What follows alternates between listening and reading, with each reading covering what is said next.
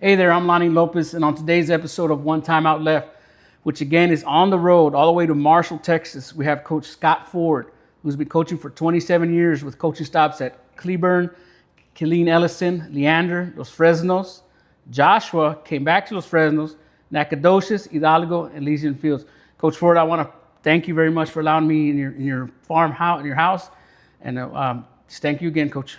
Hey, I'm honored to be here. I appreciate the invitation, and I'm looking forward to talking a little bit of football and reliving, mostly good memories. Awesome, Coach. So, Coach, right now we're on your farm, and your dad's your family farm, right? Mm-hmm. And you've retired here, but let's start from the beginning. You were born and raised here in Marshall, Texas, right? Correct. Which is East Texas, far East Texas. I mean, how far are you away from Oklahoma? Not Oklahoma, from We are from 70 miles from Arkansas. Oh, if you go straight up 59, you'll go straight into Texarkana and then on up that way. So, Gotcha. 30 minutes from Shreveport, Louisiana. So we're literally That's northeast. Just northeast. With that, Coach, so you grew up here in Marshall, Texas. I mean, did you grow up like farming growing up, or your parents? What did your parents do for a living? No, my dad worked at Texas Eastman, which ironically that's where my son's working now. He was with that company almost 40 years and retired in '99. My mom was a school teacher. My grandfather, up until my senior year, had cows, which we still have, but he did all that. He planted the garden. We would actually have to go pick it. But that was about the extent of my farming. Now, having said that, my dad's not in good health now. He's got over 50 head. So we're transitioning into learning that game a little bit, which I wish I'd have done back then. But, Gotcha. I'm excited about learning something new. Gotcha. With that, Coach, you grew up here, and you said you have an older sister. Is she also in education? She is. She's 4 years older than I am. I turned 56 in August. She has over 30 years of experience, and she's currently teaching at Tatum High School here in East Texas. So you grew up here, went to the elementary, went to the middle school, and then went to high school. So Marshall High School. You played what sports in high school? I played football and baseball. Really? I would have run track. I was a wide receiver in football and a center fielder in baseball. But during that time, all the track meets were on Saturday, and so was our second baseball game of the week was always on Saturday. So I grew up playing ball and the baseball, and I wasn't going to give that up for that. And what classification would have been right now compared to right now? We were 5A then, and I believe they're 5A D2 now. So we had about 1,800 kids in the high school, and I think right now they've got about 1,500. So it's similar, through the years. So in growing up in Marshall and playing football and baseball, you played wide receiver. So that means you didn't have to play both ways like smaller schools and stuff like that. Nobody on that football team, those football teams played both ways, and I played with Odell Beckham. He was a running back. Benny Valentine went to Tulane. He was a quarterback. I was one wide receiver. Of course, then kids don't recognize. We were in the Pro I. They don't know what that is. We had fullback, tailback, tight end, and the guy opposite me was a receiver that went to Kansas State. Oh. So we were pretty blessed with some cats. So you're saying Odell Beckham, the dad of Odell Beckham Jr. Oh, yes. okay. I was like, Yes. oh man, wow, that's Great guy. He was an extremely hard worker and a hell of a football player. So you play the years in high school, varsity, and then in that instance, your head coach was Coach Parker. Dennis Parker. He's the only coach that's ever won a state championship at Marshall. And when he inherited Marshall, it was about as bad as you could get. The off season was dodgeball and grab and tickle. Basically, it's kind of like a PE. He came in. He'd won the state championship as an OC at Converse Judson, and he jumped in and started implementing their boot camp and things like that. And boy, things thinned out really quick. We lost a lot of kids that were not willing to pay the price because had never been a vision there. His vision was completely foreign to us. My sophomore year, I was able to start because a lot of kids quit. And honestly, that senior class's only goal was just to get to the game and go through the run through.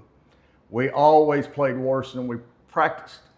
We practiced better than we played, and he could never understand why. But eventually, he was there 7 years. Back then, only 2 teams went to the playoffs. We finished 8-2 my senior year. It was the first winning season in like 10 years. And got beat out by Tyler Lee for second, Robert E. Lee out of Tyler. The next year they went to the quarterfinals. They were 13-1 and got beat by the Dallas Carter team on virtually the last play of the game. And then, of course, Dallas Carter ends up having to forfeit, and give back that state championship. And I think Dennis Parker will tell you to this day that was the best football team he coached at Marshall. The next year they went to the semifinals. Then in 1990 they won the whole thing. And ironically, guess who they beat? Converse Judson and the guy he worked for, D.W. Rutledge. He had been over there. And what I want to include on that is I learned how to do things right. And I learned that there were no days off. And I carried that with me on into not just football, but everything else. Gotcha. So when you graduated high school, did you get a scholarship? You attended Sam Houston State. Did you get a scholarship on that? I did get a scholarship. Funny story, a guy named Vance Gibson recruited me. His son's the head coach at Pleasant Grove, who's played for state championships and won state championships.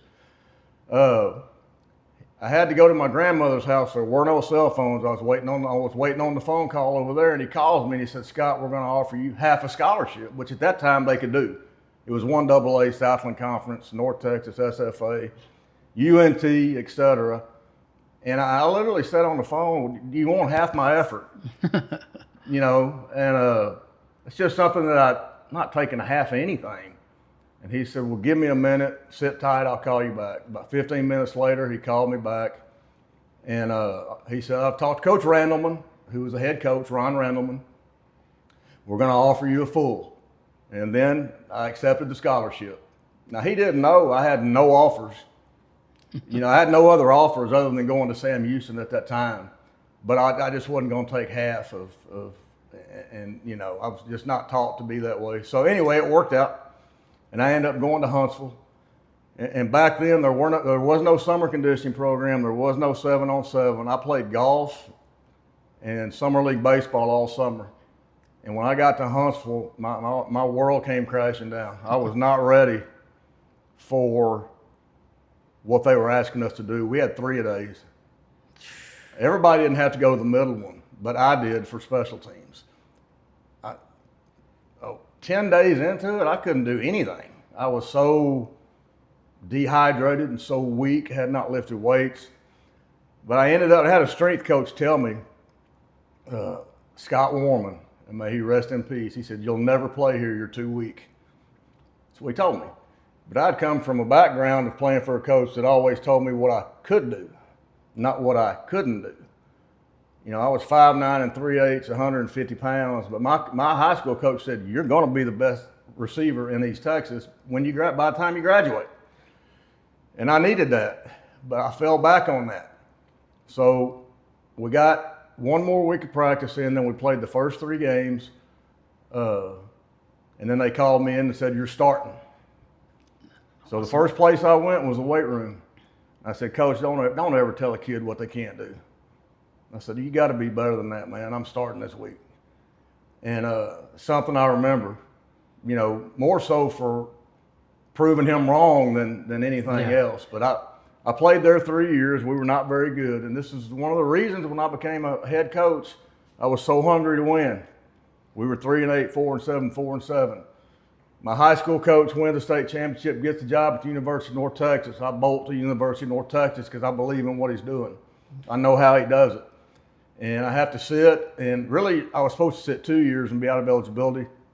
Coach receivers the first year. And he filed a waiver for me, and Sam Houston signed off on the Southland Conference meetings, and I became eligible. And I ended up playing for him again at the University of North Texas. Awesome. That's playing for your high school coach and then playing for him in college. That's right. So you continued as a wide receiver there in North Texas. Wide receiver, that's all I played, man. So along the way, Coach, you got a degree in kinesiology or PE back there, or whatever what it was called? I did. I wasn't a very good student. And even growing up, and even though my mom was a teacher, I never really enjoyed that side of it all that much. I did it for the benefits of athletics. And I mean, you got to have a why. Why do you, that was my why. So originally, in my first 2 years at Sam Houston State, it's renowned for criminal justice. So I was doing criminal justice. Uh, After my first semester, they called me in and said, if you do that good again, you're not going to get to come back. And I had a 1-1. And so I had to do some soul searching on that. Ended up pulling it together and maturing just a little bit. And by my third year, I started thinking about getting into coaching because I could see the light of playing at the end of the tunnel. Oh, gotcha. And ended up switching over and ultimately ended up graduating with the major kinesiology, the minor in English. If I could give advice to young coaches, don't do all level PE. Those jobs are just hard to get. Make yourself as hireable as possible. So that's a very true statement. You always hear about coaches. You're like, what makes your major PE? And I'm like, hey, either you got to retire, to wait somebody opens up, retire, or they pass away, and then that's when you can get a Right. PE job. But you're right, because you get a different type of degree. Biology, math. Math and science are the ones that you always say you're always gonna have a job. That's right. Yeah. That's right. So when you started going to the coaching part, you graduated and you went back. The first job was back in Cleburne. How did you go about that? Like you just. Well, my GPA when I left North Texas wasn't high enough to get me in the education department. So I had to come back home to East Texas Baptist University. And I left North Texas, and I guess in 93, and I didn't graduate till 95. And that's like I stayed in college as long as I could. I was having a blast, having fun, liked to party, and that's just what I liked to do at that time. And funny story, before Lorene Villarreal hired me at Los Fresno, she said there's this window. She calls me like after they're getting ready to go in executive session because she'd recommended me. What did you do between 93 and 95? I said, I was partying my ass off. And I just told her that's what it was. But long story short, I got that degree, and that very spring, Dennis Parker called me and had a spot in Cleburne, which is a 4A school south of Fort Worth. So I go in, I'm going to be a junior high coach that next year, but he had a coach on the varsity leave, and we were going to do spring ball just during the period and so forth and so on. And I knew what he wanted out of the wide receivers, so I coached my tail off with the purpose of getting that job. I never verbalized it. And when we were done, he said that, the receivers are going to have a revolt if you're not their guy. And so I ended up being able to take advantage of that opportunity and being put somewhere where I was familiar with terms and scheme and expectations and things that I believed in, and ended up being the receivers coach there for 3 years. And we were able to get in the playoffs every year, back when it wasn't quite as easy as it is today. Around that time, how old were you about that time when you were that? I think my first year I was 25. 25? Yeah, I was 25 when I started. I should have started, 3 years sooner, but like I said, I was having the time of my life, and, I look back, I have no regrets. That's just, I like to have a good time. Okay, I'm with you. I'm with you on that. So you move on to Killeen Ellison as an offensive coordinator. I did. We, Dennis at Parker had some health problems. His son was a senior our last year, and he'd already accepted the AD job at Keller. So we knew he was leaving. And out of the two coordinators, they named Gary Keithley, who was our offense coordinator, the head coach. So I went into Coach Keithley and said, hey, I want to interview for this offense coordinator spot. And he basically said he was going to bring in somebody that had been there before, that had left Cleveland, that he was bringing him back for this, that, and the other. I don't think you're ready. I took a day and I went back and told him, I said, man, I wish you nothing but the best. I've learned some great things from you, but I'm just letting you know I'm moving on. What I wasn't going to do was stay there and be miserable, or stay there and be bitter, or stay there and cause any problems for him. If you agree with what's going on, you're great. If you don't agree with something, go see the head coach. Your wife can't fix it. The other assistant can't fix it. The kids certainly can't fix it. If you go in and bring to someone's attention, it may be something they hadn't thought of, and you might be able to get something done. But if the answer is no, then it's time to go. And that's just the way I was built. And I was very fortunate to get hired by another coach who won the state championship. Jim Skinner was leaving Alvarado, which butts up to Cleveland. We were common opponents. He liked what we did offensively. He interviewed, got me on the board, and he offered me the job at Killeen Ellison. So I had 3 years in, and all of a sudden I was an offense coordinator. I'd never called a play in a game. in my entire life. So that it was a lot to jump into, But that's kind of the way that transpired. So then you're offensive coordinator, and then you come to Leander. Mm-hmm. And Leander, were you also the offensive coordinator? Or that's I was. I went with Coach Skinner. He left. he moved to Killeen Leander. was a real struggle for us. I mean, it was a struggle to the point where I thought about, man, I don't know if this is for me.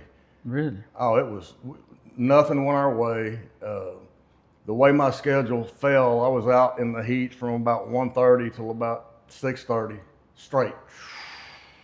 It was freshman last period, and here would come the after-school kids, and then and you just only have so much in you to give. But anyway, and then you don't see the result. You don't see the reward, and the kids there were somewhat not bought into what we were doing. It hadn't been very disciplined before we got there, and we were given a mandate by the athletic director to get it right, get the discipline right, and that was priority number one. And anyway, I ended up going to Leander. It was a great move. They hadn't won a district championship since '68, and we won it that year. And stop me if you want to ask me something. But no, you keep going, Coach. You're good. I interviewed for a couple of head football jobs. One at Groveton down here in East Texas. One at New Boston. Didn't get either job, so it was looking like I was going to come back to Leander. So one day I'm sitting at my desk, I office up next to Coach Skinner, and in walks this guy with a good-looking young man, player. It's George Pena with his son Al Pena, who ends up going to Oklahoma State as a quarterback. Well, the kid we just coached was Paul Thompson, who goes to OU as a quarterback. But in order for him to be able to hire George Pena, who was leaving Rio Grande City, somebody had to leave. He didn't have any spots.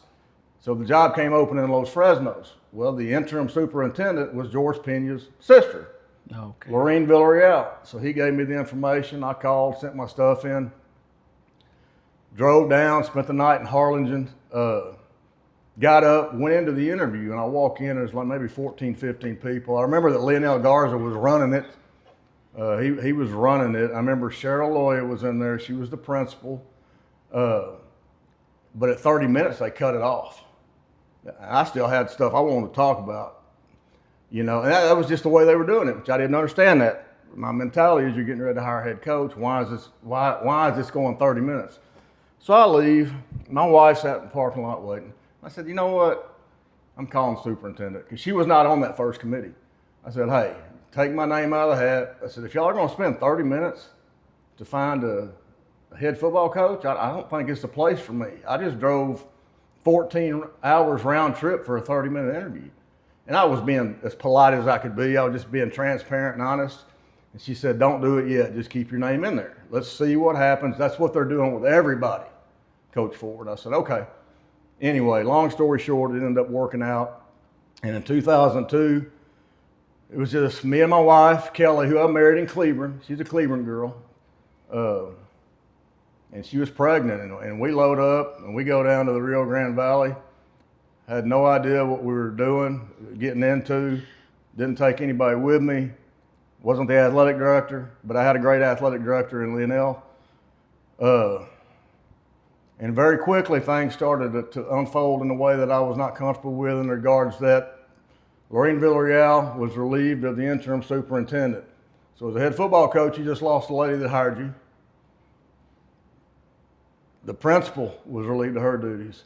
So as somebody who knows nobody, within a short amount of time, I've lost 2 of the 3 heads that hired me. Now, Coach Garza stayed through December, I think, just so we could at least finish football. But very quickly, and if people want to know the reason I left, this is the reason I ended up leaving.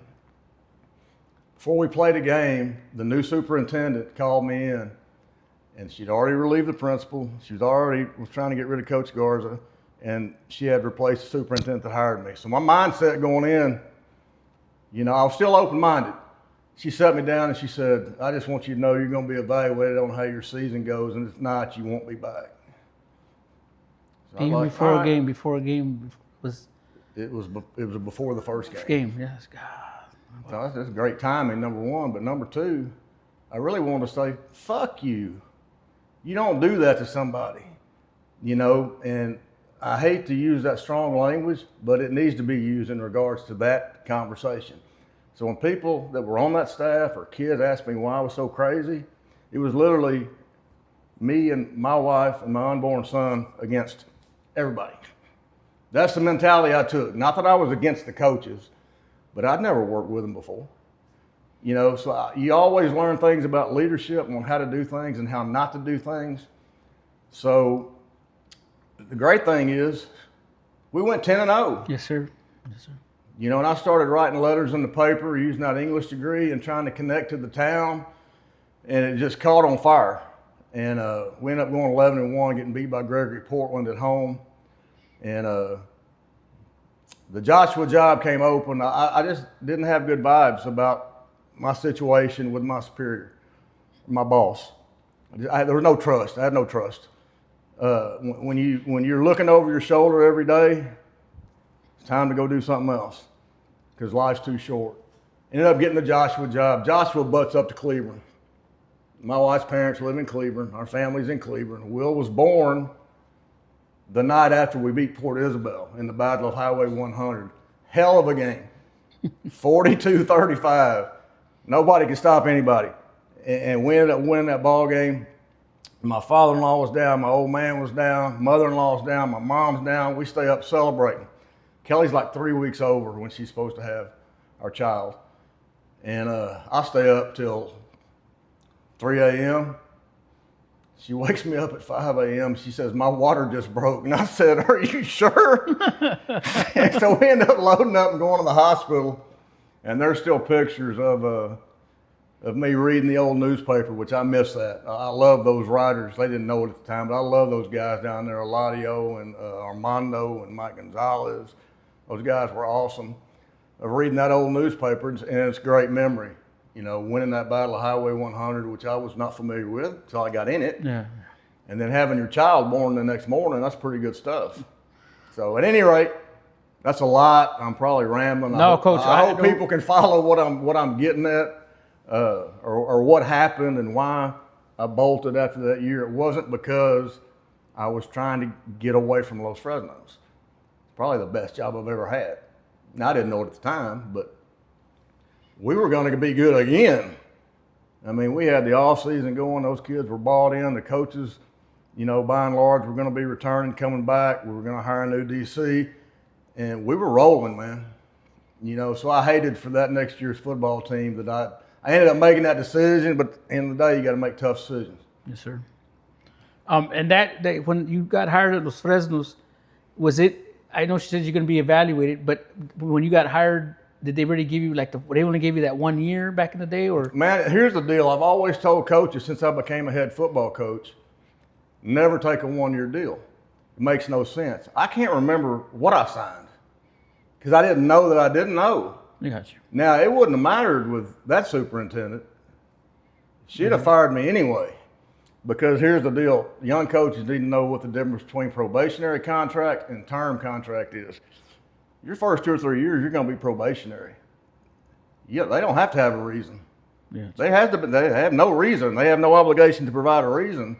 So whomever the powers are that be can make those decisions. Shouldn't be that way. It is. If you're under term contract, which most districts happens after 3 years, they have to have written documentation, evaluations, et cetera, showing a paper trail of reasons to not renew you. So know what type of contract you're on. I think I signed a 2 year deal. I never signed less than a 2 year deal after that. Okay. But yeah, don't ever sign a 1 year deal as a head coach. So you go to Joshua, which is and then next to Claiborne. You were there 1 year, right? 2000. How'd y'all? I think you went 4. Was it 4? We went 4 and 6, and I'm gonna try and keep this one short and sweet. Joshua had a great superintendent, Ray Dane, great superintendent. But with our situation, and one of the things we had so much quick success at Los Fresnos, I didn't necessarily understand you couldn't do that everywhere. It wasn't gonna work. Well, we're lining up against Stephenville, Aledo, Everman, who has won a state championship, and the year I was there, North Crowley won the state championship. We are getting beat from the 7th grade on up, and I'm thinking,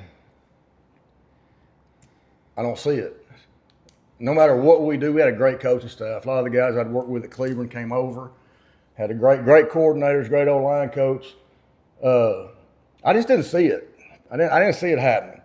And anyway, I got a call from the old superintendent at Los Fresnos saying that job was going to come open. And I said, well, when it comes open, you know, I'll look for it and I'll think about it. I'll think about sending my stuff in. Of course, that time she was under a lot of heat because they did not have the success from the, and that's just part of it, you know. And so long story short, I decided to send my stuff in. And I met with the staff. I'm jumping ahead of myself. I drove down to the valley with one of my best friends in life and coaching, Spencer Gant. We stayed on the island that night and partied at Louis on the beach, God knows where else. And I've got to meet Dr. Atkinson, the superintendent, and Don Hall, the principal of the American Dream, Dusty Rhodes. Don Hall. That's what we used to call her. Love her. She did a good job. At IHOP. Gant couldn't get out of bed. I couldn't wake him up. So anyway, I go.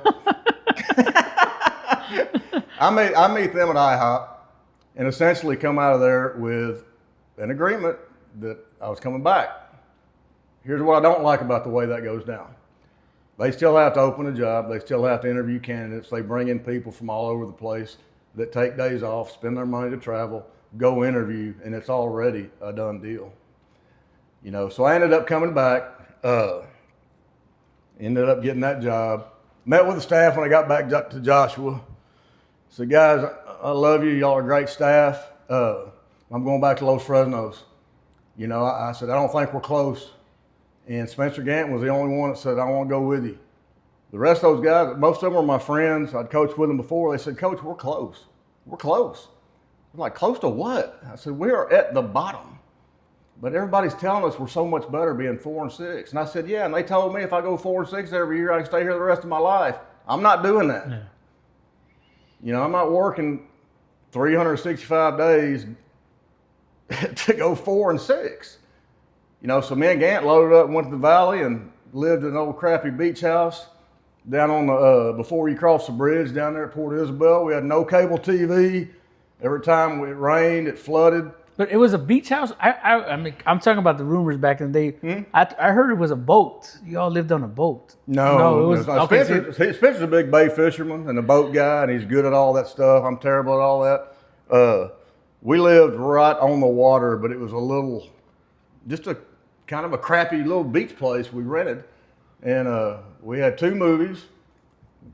No working like stations. We had Outlaw Josie Wells. Hey, and we had Bad Boys with Will Smith and Martin Lawrence. So it was one night this, one night that, the next night, and we didn't care. We were talking football. We were having fun. You know, we were drinking cold beer, and we were talking ball. And we were excited to be back, and I knew we had a good staff there. Coach, I want to go back to the 2002 season, and I know before we move forward with that, I want to ask a couple of things about the 2000. And this is something I always want to get clarification. You would plant a flag in the middle of the field or after every win? No. That's it. I want to put that. We didn't do that, but we did. Here, this is good stuff. We get off to a fast start, and we're going to Mercedes. Son's just been born. I'm feeling good about our football team. I'm feeling great about our coaching staff, and I'm feeling pretty froggy. And I want to be that way in front of the kids. When they look at me, I don't want them to see weakness or concern. I don't spend time. Once we get past Monday, the other team's never mentioned again. I ain't worried about them. I'm worried about the team that we're coaching. How we're going to win this game. How we're going to beat them. How we're going to attack them. And then you rep it. And by the time Friday comes, hopefully the game's the easy part. But we were going to Mercedes, met with the kids first period. I got all fired up. I said, we're going on the road. And y'all go over there and win that football game, you're planting a flag. And I walked out of the weight room, the coaches were like, what the? I'm like, anyway, I forgot about it as the day went on. I'm going back looking at video, getting my stuff, looking at the itinerary, how, you know, all that stuff, travel. And I think it was after we had already done pregame, we went back in. I walk in the locker room, these kids got pocket knives out sharpening this flag. I was like, oh, shit. They didn't forget. So that ends up happening, and I let them do it. And I owned it, and there were some complaints about it, and Dr. Axon called me, and she said, all you got to do is say it wasn't planned. I said, well, I can't do that because it was planned. And I said, and it came directly from me. I said, so whatever. I knew we couldn't forfeit the game. Yeah. Only using an eligible player. I knew I would probably get reprimanded, and that's what should have happened. I'm the one that said, hey, if you do this, we're going to do that. Kids did it, and I owned it, and all I got was a verbal reprimand. We never did that again. Oh, okay. We never did that again, you know. It probably wasn't the best look. It wasn't actually meant to be that way, but it was funny. You know, the coach at Mercedes was Hector Martinez. I see him later. I think it was still during the season. There was some kind of meeting. So anyway, I go over to him and the guy that was at Ed Couch. I can't remember his name. Kind of a short. Solis. Yeah, Solis. Always got along with him. And I go up to Hector and say, man, I want to apologize for the kids planting that flag. I said, that was not their fault. That was my fault. I said, that's a rookie, young coach. I said, I got my shoulders over my skis or ass on the dashboard or however you want to say it. I screwed up, and I want to apologize to you in person.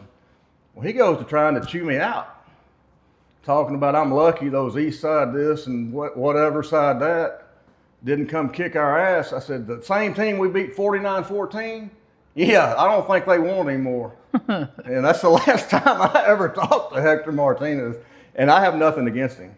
Nothing against him whatsoever. I enjoyed the competition. But yeah, there's some good stuff behind all that. So when you come back to Los Fresnos, did a part of you think, I mean, I know it probably came out like, what the hell am I doing for coming back? But when you came back, did you set your, I know you have a straight conversation, transparent. You were very transparent with Mr. Dr. Atkinson and Don Hall at that meeting. You were very transparent of getting that part, because this is where you were going to come back and you were going to be part of Los Fresnos, which from there on, I mean, Los Fresnos became Los Fresnos, where people want to be a part of it. I want to be clear, I never had any issues with Dawn Hall. I liked her, and that was just kind of the nickname in the coach's office, but and we meant it in a funny way, not a mean way. But I was very convicted to come back. I knew it was right, and I'll tell you what, the first season we went from 4 to 5A.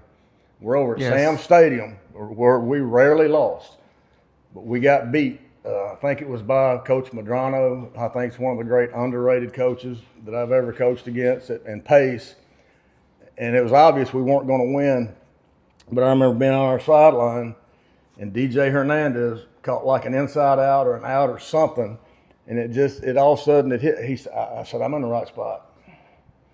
I'm in the right spot. This is where I'm supposed to be. And I never looked back. I was already convicted, but at that moment in time, for some reason, I don't know if it's the good Lord or what, you're where you're supposed to be. So I didn't feel like I had to swallow my pride to come back. Gotcha. I think if things had been done properly, I never would have left. So, Coach, when you come in that second year and you got that first year, I know that's what the year it went to 5A, and then the following year, I mean, you just keep going. Because I'm looking about your quarterback. In 2002, you had, and I maybe I'm skipping ahead, but we'll figure it out. You're fine. You had 2002 went 10-0, lost to Gregory Portland. I remember you said a story at the banquet. I think that was my first year there. You said that a kid asked you, "Where is Gregory Portland?" And you were like, "Uh-oh." We were getting ready to play Gregory Portland. Oh, okay. And I said, boys, because Leander had played, it was Austin School. And that's who we were likely going to meet. And I'd already agreed to go to the Alamo Dome. If they won, we took care of business. We were going to the Alamo Dome. And I told the kids, y'all win this one, we're going to the Alamo Dome. Defensive end Robert Valdez raises his hand. And he said, Coach, where's the Alamo Dome? I was like, oh, damn, we got some work to do. We got some work to do. And I think we ended up, I don't know who did it, put up a picture of the Alamo Dome for that next off season. And that became like a visual goal. Gotcha. You come to Los Fresnos, and I mean, you were there for 7 years, right? After that, was it 7? After that was 7. It was 7 years of Los Fresnos. No, 7 total. It was 6 in a row Okay, after that. that's 6 in a row. Now, this is where I remember I was still not with the district the first couple of years, and I remember we'd wait at night. We'd wait in lines. There was so many lines to get tickets to go watch the football games. So you come back. Matt Garza had just, and we'll get to Matt Garza right now in a bit. When Matt Garza graduated, so who was the quarterback coming in? Was that Brandon Kretz? That when you came back? Yes, we had it lined up. It was going to be Matt, Chooch, Garcia, and then Brandon Kretz was next in line, and we had Jeremy Springer stacked onto that. We had a plan. You have to have a plan at quarterback. You have to have a plan at quarterback. If you inherit a job and the starting quarterback is a freshman, like David Cantu inherited, the guy before you did a bad job. You need to have 2 quarterbacks at every level. In Legion Fields and at the high school, by the time I left, we had 265 kids. 265. We had quarterback at every level. You can't neglect that position. So we had it stacked up. Brandon did a great job. He was young.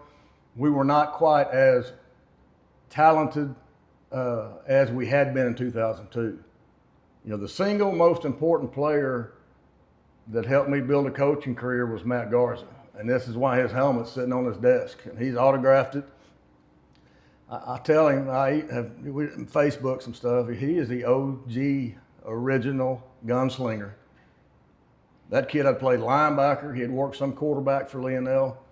And I swear to you, I watched him throw the ball. I watched his footwork. I never coached him. He was that sound and that good. I've never had another one like that. What a blessing coming into that situation. And he ended up throwing for 2,800 plus yards and 30-something touchdowns and ran for 500 or whatever and was tough as a bull. No pun intended. I know he's a roper, bull rider, and all that good stuff. But when you got a guy like that back there, man, he made everybody better. He made me better. He made the line better. He made the receivers better. We lost a great running back before we played a game, and George Jimenez broke his ankle in practice. The most important player I've ever coached in regards to my career. I will forever. You talk about Mount Rushmore, he's number 1 for me, you know. With that, I know your record was 68-19 during those 6 years of Los Fresnos, or 70. Man, I couldn't tell you. I know we had a 3-year stretch once we got it going, where we were 34-5, and that's 06, 07, 08. And you know, of course, we had the Springers, the 2 most self-motivated kids I've ever coached. They could have played for a mannequin. They did their own film. They did their own. They were there early, late. Jeremy Springer, every day, his senior year, was the first one on the practice field. And a lot of people were asking, why aren't you playing Jeremy over Brandon? Well, Brandon was next in line, and I'm loyal. He has not done anything for me not to play him.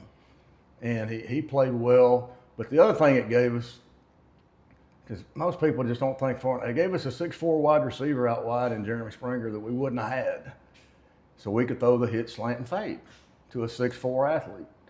You know, that was what was best for the team. And that's what we did. So I'm getting long-winded all over the place. No, Coach. That's what I think everybody's going to hear, those type of games. Mm-hmm. I want to talk about a couple of games with Los Fresnos. Let's go to the 2009, Manny Gomez's first year in Harlingen, and the overtime game with Rangel. Was it Rangel scores that extra point?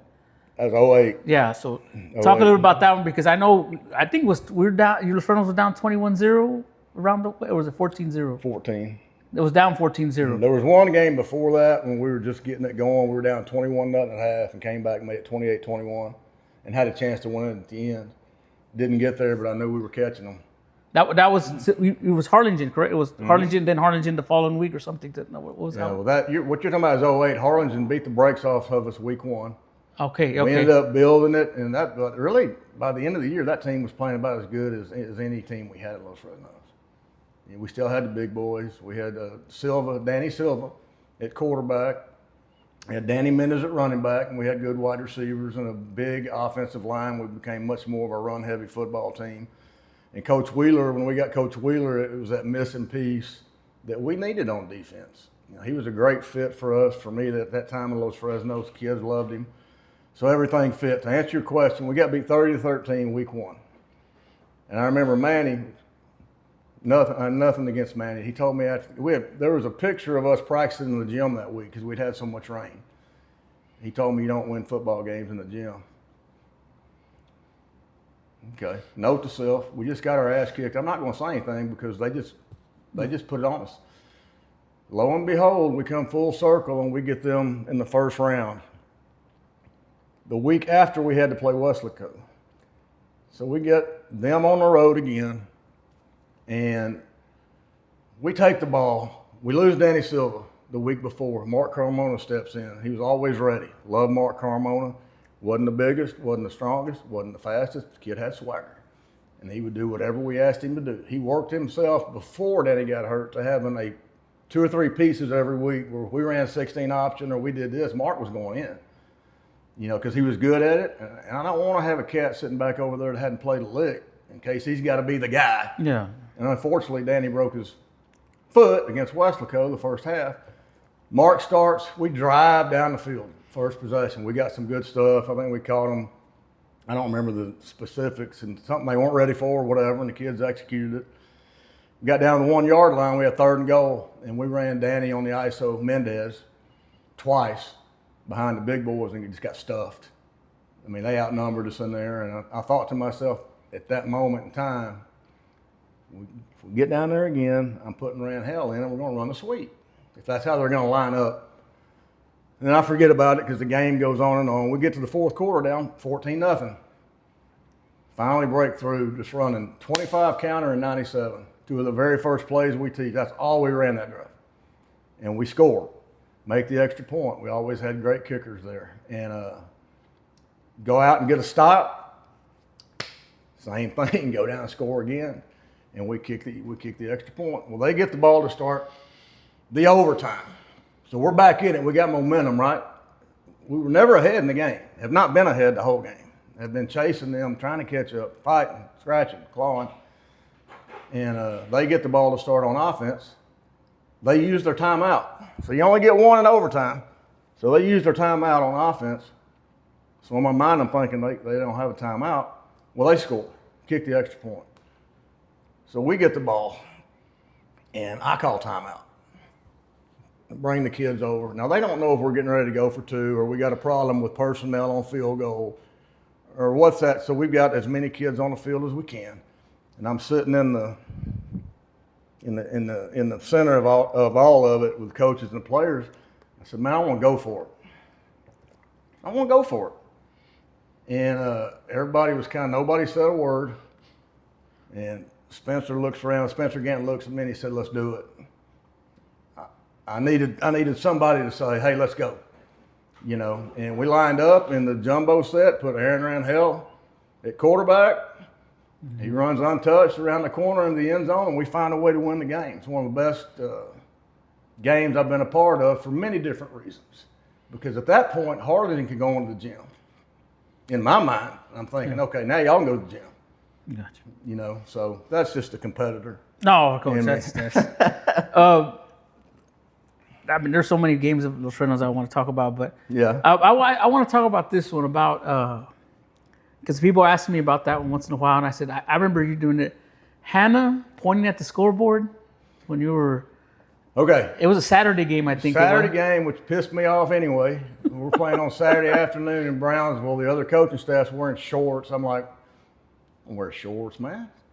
That's just a personal, old school thing. So I'm already kind of twisted up about being there on Saturday, and I know we're better than they are. I don't want to get anybody hurt, but I want to play well. And I can see it before it happens in the second quarter. They are all over the official on that sideline. They're not coaching, they're complaining. And towards the end of the half, we break a run on their sideline, and the official on their sideline, who's supposed to be looking down that way to the secondary to make sure we're in bounds, and that calls holding on Eloy Atkinson, who's driving somebody 10 yards down the field, and it wasn't holding. Well, then as soon as the halftime horn rang, I sprinted across because it was Adrian Garza, great official, great crew, and he took it so well.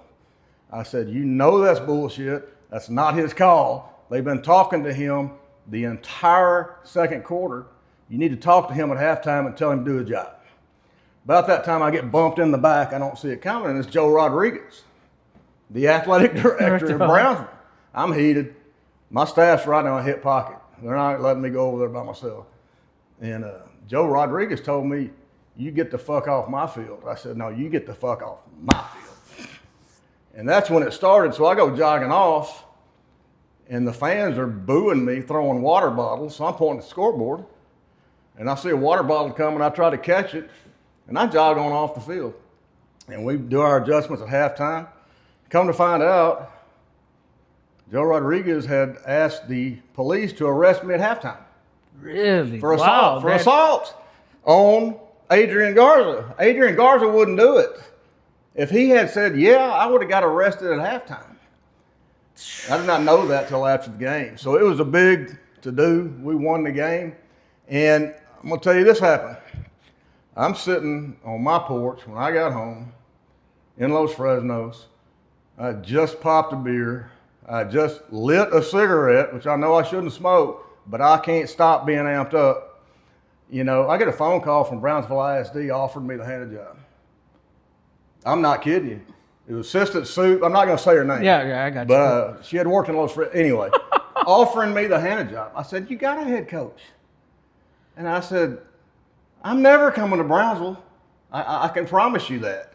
So, I mean, it's crazy. You think that stuff doesn't happen. It happens. Well, all right, Coach. So in Hannah, that all that transpired after that game. Wow, that would have been interesting. Let me ask you, on that note, who would have taken over if they had taken you arrested? Who would you say to? It would have either been Jason Wheeler or David Cantu, and I probably would have left it up to them two to figure it out. You had bigger issues. They were both equally valuable. David was from Los Fresnos, and I never talked to them about their interest in it because I kept that. When Monday came, I had to put all that in the rear view. And I want to apologize about the language, but I want to make this as real as it happened. Coach, It's not for the faint of heart. If you haven't been in the arena, you may not understand it. Coaches are some of the best people in the world. There's not a thing I wouldn't do for those kids I've coached. I've had them live with me and done everything I can to do to help them get to where they want to be in life. But at the end of the day, it's the most violent game in the world. And your obligation is to be a leader in that capacity and prepare them for the most violent game in the world. So sometimes just don't take things completely out of context, please. No, I got you, Coach. Not you. The people out there. No, Coach, this is something that people are gonna want to see, and it's gonna be good. A couple things before we move on to Nacogdoches and Hidalgo. In Los Fresnos, a couple things that I wanted to ask you. San Benito taking you to breakfast. I heard that maybe that was rumor. I want to see if that's a rumor or not. That happened. But I didn't. I never had any intention of taking that job, and I would never leave Los Fresnos to go to San Benito. There was too much of a rivalry. It butted up. There's too much emotion, and I was marooned. I would not have ever done that. But I went and met with those guys, heard them out. I don't remember the particular situation of what was going on at San Benito. I think it was after we had beaten them or whatever. And I said, the guy you need to talk to is the only reason I went there. The guy you need to talk to is Spencer Gant. He's the offense coordinator at Harlingen.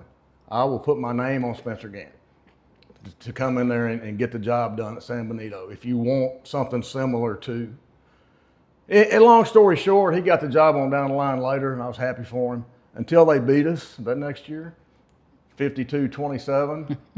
I told him that's why some animals eat their young, come back to haunt me.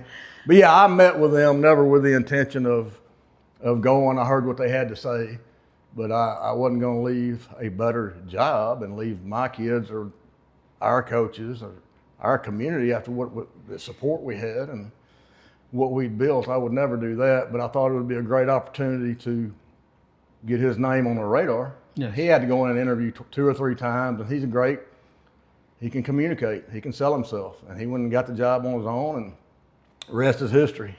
Gotcha. Maybe another question, and I might take it off, Coach, and it just depends. Another thing, when the last season you were Los Fresnos, another rumor, did anybody put signs in front of your house? Is that something, or you don't want to share? That's fine, Coach. Yeah, I remember. What I remember is don't leave, family. Stay. I don't know if you're referring to something else. No, but they actually put like for that, and I can't believe I was. And I took it as the ultimate compliment. I didn't bother. I didn't feel like it was intrusive. I felt like it was a show of support. But yeah, that happened. Okay, so then you leave Los Fresnos because you got. Let me go over the one game because I think people are going to always talk about that. You played against Nick Foles against Austin Wesley. That one probably Coach Wheeler mentioned it on the podcast where it was Jeremy hit that. No, was it just Jeremy? Justin, Justin, the linebacker. He knocked. Yeah, he did that with the cleanest best hit I've ever been a part of stuff. Yeah, because I know Los Fresnos was up 14-0 as 14-0. They were up against Nick Foles and Austin Wesley because. I mean, those guys. No, you're talking about San Antonio Reagan. Oh, okay. I coached the worst half of football of my life against Austin Westlake. We threw the ball every play, and we never should have done that with 6 kids sophomores starting on defense. Oh, I got you. And we had Mario and Eloy up front. Now we had lost Luis Campos, so we were a little bit down in the running back. I think Siri Rerba was in there playing, but he had no experience. Second half, we loaded up and ran it down their throat and scored 3 touchdowns. If I'd have started the game like that, we'd have had a chance to win the game at the end and put our defense in better position. At least that's when I looked in the mirror and did the evaluation. That's how I felt. But yeah, Foles was a heck of a quarterback.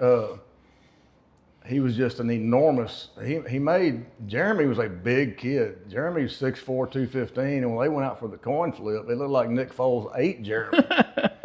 Just an enormous size of him was so impressive. I want to share this story, and I'm going to make this part about me on this podcast about this part because I will always remember this. Along the way, that was my first year. I was an assistant. And I remember you asking me. You told me, "Hey, coach, I want," because the AC had been moved on, and you said, "I want you to be my interim AC." And I was, how much. First, I said, no, I don't even know what I'm doing, but I said, this is an opportunity, and I took it. Okay, so fast forward, you called, I think Kelly had said, hey, Coach Ford wants to talk to you, and I kept thinking, man, that's it, man, he's going to fire me or something, but you asked, hey, if you want to help out on a Friday night to chart and get with Coach Cantu and stuff. So I remember it was the first playoff game. It was against Edinburgh North, at Edinburgh there. And we get there, and I always say, shut your mouth and just listen. So I was sitting there. And I remember you asked me a question. I'm like, and I remember we're sitting outside that little field house, and you started talking to me. And I remember I was sitting there, and I kept saying, why is he talking to me, man? He's about to play a game and stuff. But I remember we went upstairs. And I tell coaches this story all the time. We went upstairs, and Coach Cantu had told me, hey, what you're gonna do? I think the linebacker was number 42 for Edinburgh North. I want you to tell me exactly what he does every play. So finally, the game gets started, Coach, and I'm doing it. I'm over here but I felt like they did look. Hey, young man, go here's a coloring book. Don't let the big dogs work. Oh no! So they give me a paper, and I'm writing everything, Coach. And along the way, I noticed 42 on third. He's blitzing. He's coming right up the middle. And I remember Coach Cantu takes off his ear things. He goes, Lonnie, what? I go, Coach, every third down, I think it was third and short, he's coming. He's blitzing. 42's blitzing. Well, he puts his headset on, and he says, well, Lonnie says it. And I'm like, no, don't say Lonnie. Don't say Lonnie said. David was hedging his bet. And I was thinking, Lonnie says it, and I was thinking, man, you're thinking, please, 42, please, blitz. And he ended up blitzing. I think he called a screen, and they were off to the races. So I want to always every time they ask me about a Coach Ford story, I always bring that up because I always thought, all right, go back. I thought they were going to be like, hey, No, you were very, very highly thought of, and the great advantage is you had boots on the ground that you didn't know about. My wife is a coach's wife. She's seen the good and the not so good as far as coaches and what it's about, and you came very highly thought of by her, by the way you carried yourself and your care for the kids, and it shows me that you are a real football coach, because real football coaches watch something very specific. Coaches that aren't so good try to watch everything. And when you try to watch everything, you see nothing. And you got to have people like that in the box. So I do vaguely remember that. I know it was a great night offensively. And every single human being in that program was important. Everybody on that staff contributed. Because I remember the first play, they scored a long one. They did. And I remember that's when I said, Gattuso to me, hey, get out of this box, man. You're the bad luck. And I remember thought about that too. All right, Coach, you leave Los Fresnos, go to Nacogdoches. You were there for, I think, 3 years. Was it 3 years in Nacogdoches? 2 years in Nacogdoches. How did that come about? How was Nacogdoches? Not good. And I will just say a few things because I don't want to be too sarcastic, but they don't have any idea how to win. And they haven't won a district championship in football since 1982. They haven't won a playoff game. I don't even know the last time. They haven't had a winning record since I left. I did not have a winning record there. Had a very poor record there. I'll give you a couple of examples, okay? I get hired there. Number one, I'm following Bill Harper, who was my DC at Marshall High School. So I'm following somebody that I looked up to, I played for. I didn't play defense, but Coach Harper was very disciplined. So I'm following him. And I ended up taking the job, not realizing, again, I was leaving a better one than where I was going. But at that time, I felt like it was just time to get back closer to family and let's do a new challenge. It felt like we had done all we could do, and it was time for some fresh eyes in Los Fresnos. I get there. They offer me the job. Now, obviously, in the interview process, I asked certain questions. They asked me certain questions. I feel good about it. It wasn't going to be the AD, and it was presented to me as you're going to have more time with your family. You can focus on football. We're not going to micromanage you. That was a lie. Okay, the AD was a soccer coach. He had no idea how to win in football, but he wanted to have an opinion. That was one thing. Second thing is I asked the principal, I'm no longer on the 90-minute schedule Los Fresnos has. That's huge for winning. You get your kids twice as long every day as most of the schools you play. So I'm back on the 50-minute deal. I'm looking at master schedule, and I said the best way to do this, not necessarily for football, and I wasn't even the AD, let's have it before lunch. It's a 45-minute, let's bleed it into lunch. We'll get the most time with our kids. And then when our kids get up there won't be long lines, there won't be congestion, there's less likely to be discipline problems. Go to the principal, Nathan Chaddick, not an athletic guy. He had been talked to very, very rudely by Coach Harper. And you got to know Coach Harper to love him, but to understand he is old school. And he tells you what he thinks. I asked for that time slot before lunch. I get first day of school. He says, yeah, no problem. First day of school, I get half my football kids before my lunch and half my kids after lunch. I go a whole season without being able to practice during the athletic period. I go talk to him. He said, I know what you're trying to do. You're trying to get extra. I said, yeah, that's what I was trying to do. I wasn't trying to hide that. I said, but now I can't do anything. So he's not going to change it. I go talk to Dr. Rodney Hutto, superintendent that hired me. He's a fine arts guy, has no athletic knowledge, or he never had been involved in it. And I tried to explain to him the position we were being put in. We're playing Lufkin, John Tyler, Marshall. And he says, that's a site-based decision. It's up to the principal. I go back to the principal, not changing it. The reason I didn't do it last period is because once we got into that first off season, I didn't want them going to baseball after doing 60 squats or going to track. Yeah. I was doing it for the other sports, not for football per se. It would have been easier for us to go 8th period through the end of school, get the kids home early, and they'll be more. But anyway, long story short, then I find out there's no weight room. There's no weight room in Nacogdoches because Coach Harper he tore down the weight room that was in the field house, built a nice locker room. I'm talking about it is nice. Did not have permission to do any of that from the superintendent. That's when they got sideways, or that was the culmination of being sideways, shut him down on building a weight room. So my first year, we got a dadgum 400-foot fitness center 500 yards away from the field house up in the gym to go work out. I'm like, I expect us to beat John Tyler? Lufkin? No weight room? So we got through the first season in which we played the longest high school football game in history. I called Rene Morales. He's my guy at Los Fresnos. Detailed, best equipment guy I've ever had. Hell of a linebacker coach. Obviously, time has shown he's a great baseball coach. Please go measure that weight room at Los Fresnos. I want to run it the same way we ran it with the exact same setup. And that's what we ended up at. In between year 1 and year 2, after the season, we got a weight room built. And if you go there today, you'll see it between the home side and the field house. So we may have not won a damn game, but we got a weight room built for whoever followed me. But those are just things that you don't ever think you're going to be that deceived on, or things that aren't shared with you. And then you get in there and you're like, whoa, there's a reason. And the AD even said, we don't do things that way here. And I said, yeah, that's why you don't win here. I said, you told me, you hired me to come in and make a difference and make change. And nobody's allowing me to do anything. Yeah, it was tough, man.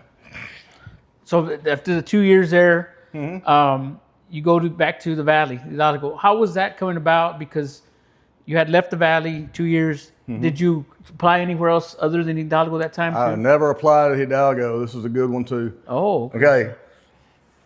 All right. We got a new superintendent. I had hired my high school coach, the guy that hired me, coached me in college. I hired him. He was retired. I hired him to coach offensive line in Nacogdoches. They make him the AD. Because I'd had so many run-ins with people trying to get things done. None of those people wanted me to be the AD. It's just a fact. They make him the AD. Well, in the meantime, like 3 weeks into that, I get a call at my office. Sitting there at my office in Nacogdoches, I can barely hear the voice. This is so-and-so from Hidalgo. He said, I'm in Las Vegas, but when I get back to Vegas, I want to come up and see you. I'm like, click. Hang up. Long story short, he calls back. Okay. During that time, I think it was Robin Kirk had left Hidalgo. Well, Shea Patterson was going to be the freshman quarterback at Hidalgo, and his dad was fixing to bolt and go somewhere else. He told them, unless you can get Scott Ford to come down here and coach him, because they came to all of our Los Fresnos games. And he told me, he said, I left messages on your answering machine because I said, I don't return sales calls. I just don't. And long story short, they fly to Houston, drive to Nacogdoches. I leave, I think it was junior high basketball. I can't remember what it was. I go meet him at the brand new Super 8, not the Super 8 anymore. We go to the breakfast room and we start talking shop. They start selling me and showing me video. I said, look, all that's great. I said, I want to talk. It's the only time I've talked money. My advice to anybody trying to get a head job for the first time is when they ask you about the money, tell them you don't want the money. Or, I'm not worried about the money, I want the job. Now, obviously, you want to be compensated. Don't start talking money if you've never been a head football coach. I want this job, and the rest of it will take care of itself. I tell them I need $115,000 to go to Hidalgo, and they look at each other and are like, anyway, so we're going to go back and talk to our people. Anyway, they leave, drive back, fly back, and I'm rolling along. I said, nope, no worries. My family loved Nacogdoches. We did not like the football piece, but I was still willing to stay and grind. And see if we could get it figured out. We got no weight room put in. We got a new AD. We got a new superintendent. It's like, all right, I'm going to stay and grind this out. I'm not a quitter. Well, it was like 2 weeks later. They were going to call me on a Sunday, Hidalgo. I turned my phone off because I wasn't ready to talk to them. I wasn't ready to make any kind of commitment. Well, that week, they called Dennis Parker in and fired him. Okay, and he sent me the email from the new superintendent saying your services are you're no longer have any responsibility at Nacogdoches ISD. Just lost my AD, just lost my high school football coach, just lost the coach, the man that mentored me, this man I named my son after. I never went back to work in Nacogdoches. That afternoon, I cleaned my office out, went home and told Kelly what was up. I said, look, I'm fixing to go to Hidalgo. And sure enough, they called and said, Coach, we can find a way to make the money work, but you got to go through the interview process. Here we go again with that. Had been offered the job on the phone. not by anybody official with the school district. You know, Rudy Franz is just a prominent kind of person there in town. Okay, he had pulled a lot of strings. He was really into athletics. Wanted to keep the Patterson kid. I go down there, interview, accept it, then I stay. Then Dennis got fired on Thursday. I was in Hidalgo on Monday, and I resigned from Nacogdoches on Tuesday. I told Kelly, I said, I'm not going back to Nacogdoches. I can't do it. I said, that man right there does not deserve that, because they were telling me, we still want you. We still want you. Anyway, we started talking money. Okay, this is how this went down. I met with HR, the guy in charge of that, finance or whatever. He said, the soup's making 95, we can only pay you just a little bit under that, but here's what we'll do. We'll pay your wife $7,500 to be the PE coordinator. We'll pay her another $7,500 to be the fitness gram coordinator, and there's your extra $15,000. I'm like, let's do it. So Kelly gets that job and has an office, and that place has an immaculate head coach's office. She gets a desk in the office with me. We're in the same office. And she has no teaching responsibilities. She has once a week meetings with all the PD, and she does a good job. She does a good job. But that's what goes on sometimes to make things happen. Yeah. You know, and if you know they want you, that's when you can try to leverage some things that make it. I could justify it to my family for let's go. And it was a great year. It was a tremendous year. I had a freaking blast. That was I'm convinced, the best assistant coaches in the state are in the Rio Grande Valley. That staff worked. They knew football. There was no job too small. We had Shea at quarterback. They were 0-10 the year before, but they had to forfeit 3 games and all that. And I had to go to all those meetings and all that, which is just part of it. And got to rejoice in some of the suffering. And we ended up going into the last game at La Feria. At that time in 3A, only 3 teams went. We're in a 5-team district with Progresso, so there's really 4-team district football-wise. So it's going to come down to us. La Feria is already clinched, and either us or Rio Hondo are going to be sitting at the house. If we win the game, we're district champs. If we lose the game, we're out. You talk about the marbles being on the line. So we get to playing. Come to find out, this is why you don't cheat. Okay, and I'm not saying that they cheated. They found one of our wristbands, which at that time we were signaling numbers on the wristband. One of our kids lost his wristband in pregame. They found it. 2 times we signaled in wheel. Because we did a signal wheel, we had the number. Well, they're looking at the wristband over there, unbeknownst to me, saying wheel, wheel, wheel. So they ended up, we got a curl, 12-yard curl, hook, find window, look, quick out, up, stretch a corner. They double covered the wheel, and twice we throw the curl because the curl's the first read in the wheel. Yeah. And we score on both those, win the game in overtime, and became district champs. It was pretty cool. It was refreshing. You know, I have no regrets about making that decision at all. It brought joy back in my life. I had a great superintendent in Lita Hoyos. Had a great principal, Mr. Rodriguez, and had a pretty supportive overall thing, and had some dang good football players, man. It was good. And now moving on past that, I'm sure that's where you're going next, is Patterson had asked me, are you going to stay? I said, plan on it? Yeah, plan on it. Well, my son wasn't happy. He was just growing into like 5th grade or 4th grade or whatever it was, and he had been at Nacogdoches, had a bunch of friends. He was struggling with it. Well, the Marshall job comes open. Okay. That's my hometown. That's where I played. I'm going to throw my name in that hat. I tell the superintendent and Sean, I said, look, I'm going up there to interview for that job. Interview for that job. Don't make the finalist, don't get that job. I said, okay, we're here. I told Sean, we're here, man. And it wasn't a week later, Elysian Fields calls me. Now, Elysian Fields is 11 miles south of Marshall, so that's kind of home too. And they traditionally have been pretty good in football, and it's kind of an old school country, place. And so anyway, long story short, had a couple of people call me that had kids on the team that I knew from living here. I send my stuff in. Never fill out an application or anything like that. Send my resume in. Go to interview. I get a call from somebody on the committee. Like, hey. I said, I know where it's at. I'm on my way. He said, no, stop at the volunteer fire station. The questions are underneath the center block in the left corner. I said, I don't need the questions, man. I've done this 100 times. He said, you're my guy. Go look at the questions. I was like, all right, man. I went, there they are. There wasn't a question on there I hadn't answered 100 times. So I wadded up and threw that away. But I knew then, I said, if you don't go in there and screw this up, yeah, you're probably going to get your son back in the area he wants to live. You're going to get yourself back close to your parents. You're going to get your wife back in the classroom, which ultimately is where she wanted to be by the end of that first year. And you're going to have a chance to win. And it worked out. And I did not tell the Soup or Sean that I was going for that, because I'd already told them I was done. Never thought in a million years that was going to happen.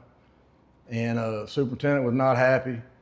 I think I was left sitting outside his office the next day for quite a while before I got to go in and say, man, I'm sorry. I should have told you. I said, I just didn't want to come back in after telling you. I said, I didn't know if it was going to work out. And Sean had called me that night. He said, man, I'm good with whatever you do. Just tell me what's going on. I said, dude, I'm out. I said, I'm sorry. That next day after I talked to Soup, I went and found Shea Patterson. Got in the car and we went for about a 30-minute ride. And I said, look, man, this is where it's at. I said, you're one of the best players I've ever coached. You need to focus on you. You need to be a leader in what you're doing. I'm going to support Coach Wheeler for that job. I said, y'all are so much better now than you were, just a few months ago.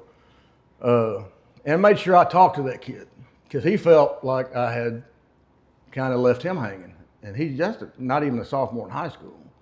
So we made sure we did that and went over and talked to their family and made everything right, and ended up hitting the road and going to EF. And I spent my last 9 years in the Legion Fields. I know in EF you coached for 9 years. Number one, you got to coach your son. I did. This is his helmet. Oh, okay. So from middle school, because it's a 2A, correct? 3A now. It was 3A then. We had like 325. It's a 2A now. It was a difficult job. It was a great job with a lot of great people. I had a superintendent that was an ex-basketball coach that had been there. He gave 40 years of his life to that district, Maynard Chapman. He was an excellent superintendent, except we just didn't agree on everything. I told him, I said, man, the future of high school football, I said, they're moving towards, kids are going to start moving. I said, it's coming. The UIL is going to take their foot off the gas. We need to find reasons around here for kids to come to the Legion Fields, because all there is a gas station and a Dollar General. That's all there is. And we never did that. By the time Will's last year, we went 11-3, went to the state quarterfinals, got beat 44-41. And we were the smallest school in our district. We were the only school that didn't take transfers. And here's the kicker. Wascom had a great program. My first 3 years there at the Legion Fields, they went 45-2. Went to the semis and then won back-to-back state championships. They're our arch rival. I'm like, this is Harlingen all over again, except worse. Because people here have friends there, and it's one of those deals where who's going to get the blame? I am. Anyway, we stayed the course, finally got the tide turned a little bit. It's kind of like Harlingen. They beat us 30-27, 28-26, and we finally beat them 41-20. Then we had senior night, Will's senior night, and they were 8-0. We were 6-2. We had two teams on our schedule. We were good. We were like 5A good from a talent perspective, and that's a whole nother story of how I got some of those kids to Legion Fields. Okay, we had to find a way, but they had a kid, Wascom. We get beat 44-41. Two things. We intercept a pass in the end zone. It's a Lobo Stadium. There's got to be 15,000 people there, and they have a Jumbotron. It's the last end of the game. They throw a fade. We got a kid, Montana Warren, who's playing at Arizona State right now. Goes up with two hands, comes down in the end zone with 2 feet, and goes down on his butt out of bounds. Incomplete. And on the Jumbotron, they freeze it. And I'm sitting there going, that's an interception. And you can't make them change it, and they kick a field goal, beat us 44-41. But here's the kicker. They had a kid, Ty Feaster, was a great football player. ran for like 150 yards and 2 touchdowns on us. Tremendous athlete, played both ways, defense, tried to guard our best receiver. So he's a tremendous impact on the game. Here's the kicker. Guess what school district he lives in? Elysian Fields. He's in our school district. But when he was in junior high, he tried to enroll, and because he had dreads, they would not let him enroll. Not a good policy, and I'm not going to get into what I think about that. So he ends up going to Wascom. So I met with Mr. Chapman that next Monday. He said, man, I know you're down. I know you're down. You know, what could you have done different? I said, what could you have done different? You know, what could you have done different? Why is Ty Feaster going to sleep in Elysian Fields ISD and playing for Wascom? And we're 3 points away from the state quarterfinals. Don't ask me what else I can do. You know, but he and I had that relationship where we could speak to each other like that. Cause he'd tell me to shut up in a heartbeat. You know, but I mean, we don't have to take transfers, but let's keep the ones that live in our district. Yeah, keep them. You know, so but it was a great experience. My son loved it. That's all that matters. My wife still works there. Hopefully, I'm going back to teach sophomore English this year. So really, that's awesome. Yeah. That's Coach. I want to talk a little bit about some game day routines and stuff. Mm-hmm. On a Friday, home game, away game, did you have like a certain, like a routine that you did that you got to make sure I'm going to wear this clothes or I'm going to eat this certain thing? Or? No, not as far as what we wore. I always told the coaches, I don't want us to look like the Twinkie Brigade going out there. You know, wear our school stuff. We may put the defense on a light or offense or whatever. You know, I didn't really ever get into that. I am a creature of habit, though. And whatever routine we had where we were being successful, I wanted to keep that on game day, whatever it may have been. It could have been from the walk through the pregame meal to maybe getting a quick lift in. And obviously we would have a preacher come in or have some type of chapel on game day and things like that. So, yeah, as far as that goes, you know, you don't want to change a bunch of things on game day. You kind of want it to be what it is and nothing unexpected, so nobody has angst unnecessarily. Coach, talk to me about if we were to ask some of your players, like, what does Coach Ford say a lot during practice? Practice the game. Don't practice. Practice the game. I cannot stomach lazy reps. I cannot stomach halfway. Should never have to coach effort. If you've done a good job in the off season, you've trimmed the fat, you don't coach effort. You should never have to do that. You're better than that. I don't say, why'd you drop it? You're better than that. Watch the ball hit your hand, thumbs in, or whatever. Be intense, but try to be positive unless it's an attitude issue or an effort issue, which should be resolved before you ever start a season, if you've been there. So practice the game was one of my big ones. Is don't practice. You know, don't go out here and be practice the game now. Practice the game now, you know. And that's something I have said many, many times. What would you, the other question I have is, what game comes to mind in your coaching career? But we have plenty of them. We've talked about numerous ones.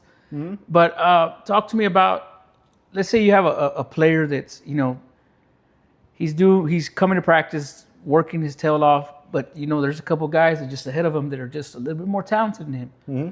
And he comes to you one day and says, hey, Coach, I want to quit. What would you talk to him about? Okay, there's two different things. If it's in season, there's definitely a 24-hour rule, you know, and it depends on the kid. I mean, hopefully it's a kid that's in good standing. If you've built your program and does things the right way, maybe something going on off the field. So within that 24-hour period, I'm going to reach out to mom, dad, or whomever that kid's living with and find out if there's something I need to know and let them know that he's thinking about doing that. But I always want them to go home for 24 hours. And I make sure if it's an off-season situation, so if they were to have to quit during the season, they can come back as soon as the season's over and get back in off-season. If you quit in off-season, you're not playing football. You can get back in if you have eligibility after that next football season. But nobody, unless they move in that didn't go through all season, is going to ever play varsity football for me. Now, if they moved in from somewhere and they couldn't help it, that's fine. But no, there is no, well, Johnny Joe's got the fever. He didn't want to go through all season, but he can, Coach, he can help you. he can get an off season when the season's over. Coach, this part of the podcast, I call this lasting impact. I didn't have a name for it, but it's called lasting impact. I reached out to some former players and some coaches and asked them to describe you in one word and to elaborate. So I'm going to read these to you. Okay. And I'm going to go one by one, okay? So remember, I asked them to say one word and then describe you. Here we go. To describe Coach Ford in just one or two words, they would be impactful and visionary. His influence has been profound, shaping my life from playing days at Los Frenos to the present. The person I am today, both as an individual and as a father, is a direct result of his guidance. He laid the foundation that continues to guide me in my personal and professional life. I will forever be grateful for his leadership. Furthermore, Coach Ford is the epitome of a visionary leader. He had a clear and compelling vision for the future, inspired others to work towards a common purpose. His influence extended beyond me, leaving a lasting impact on the entire Los Frenos community. Lastly, though he may not know it, Coach Ford has played an instrumental role in shaping my coaching career. His mentorship continues to resonate with me and serves as a constant source of inspiration. That's from Charlie Rivas. And Awesome. Awesome kid, awesome family. I remember my first year coaching, I think Charlie was a senior and he was having back problems. And I remember you went up on the board and you said something like, we're going to have lunch right now. Hey, and Charlie Rivas is cleared. I remember that because they were with their back, right? Now, a heck of a player. Yeah, heck of a wide receiver. Not talked about, I don't think, as much as he should be, as being one of the best players we had there. Now, we had a lot of good receivers, but he's right there at the top. This is from a coach, and he shared three words. He said, hardworking, caring individual, and demanding. That was Coach Rene Morales. Definitely mutual respect there on that part. And one thing I will miss if he watches this is our after game celebrations are some of my best memories. Just he and I. He'll know what I'm talking about. Okay, all right. I'm supposed to have him soon on the podcast. Maybe we'll share a little bit more about that. Nice. Coach, this is the next one. Intense is the word I would use for him. It didn't matter what we were doing, whether it was a freshman practice or a varsity game or playing Texas Hold'em at his house. He approached them the same way, with intensity you could feel. That intensity raised the level of all the players and coaches. And the intensity bred success.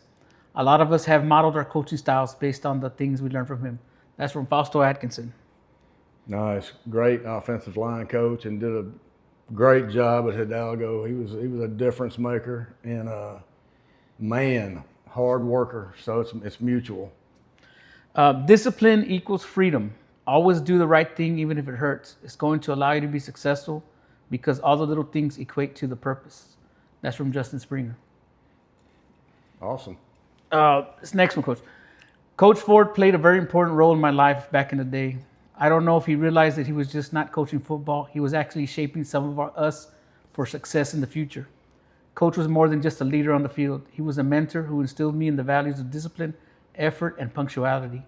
He pushed us to show up early, give 100% at every practice, and hold ourselves accountable both on and off the field. At that time, I didn't fully realize how deeply those lessons would shape me, but they became the foundation for my success in nursing. Whether it's arriving on time for shifts, staying focused during high-pressure situations, or going the extra mile for a patient. The habits I formed under his guidance continue to guide me in my career today. That's from Luis Charles. Wow. Another great football player. Another great football player. And I'm sure he's a great father. I know he's got a family, and I'm happy he's happy and held on to some of those things. Awesome. The first word that comes to mind when describing Coach Ford is intensity. Whether in the weight room, a film session, or out on the football field, one thing was certain. Coach Ford was going to coach you hard with passion and purpose. Coach Ford demanded your very best and did not let you give any less. Coach Ford has a unique ability to draw out every ounce of potential from each of his players. This is because he's both a great teacher and a motivator. Coach Ford's first year as a head coach in 2002 in Los Frenos was a memorable one. Not only was it the perfect 10-0 district championship season, but it was also the year his son was born, Port Isabel week, if my memory serves correct. That season was truly magical for the community of Los Frenos. Those that were part of it will never forget. I always looked forward to Coach's editorials in the Los Frenos Leader and for the theme of that week as we prepared to beat the Bulldogs every week. Aside from winning football games, Coach Ford was big on character education lessons and had a focus on turning us young men into the great future husbands, fathers, citizens, and leaders. It is rare to encounter someone who changed your life in a profound way. I thank God that my path crossed. I thank God that my path crossed with Coach Ford's. I am deeply grateful for the positive impact you made on my life. Thank you, Coach Ford. That's from Chooch Garcia. Wow. I mean, Coach, and you know, how does all this resonate with you? Because I mean, it resonates, and this is what I want people to understand. We started every day with character education. It was the most important thing we did. I know I get to talking, and because coaches are teachers now, but once you build up and you get to the arena, you're in the arena, and that's when the stuff flies. For that, first and foremost, is teaching those kids how to be young men. We did character education every day, and the coaches bought in. Teachers' responsibility. Okay, whose fault is it if you drop the ball? Yours. Whose fault is it if I call a bad play? Mine. If you make a mistake, admit it, get over it, do something to make sure we don't make it again. Self-esteem. When you look in the mirror, you're looking at a winner. God created us all to be successful. We may not all be 6'4", 250 pounds, or run a 4.5 40, but if you come every day, you show up on time, you bust your tail, by the time it's all said and done, you're going to contribute to this football team on Friday night in some way, shape, or form. And it's just things like that's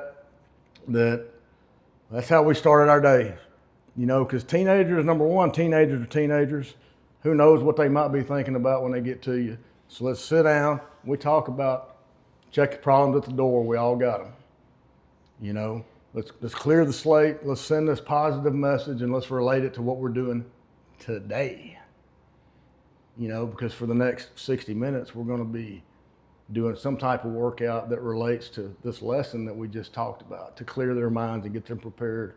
And we did that every day. And what I get out of that is that's what stuck with them, is those things, not necessarily teaching them how to play football.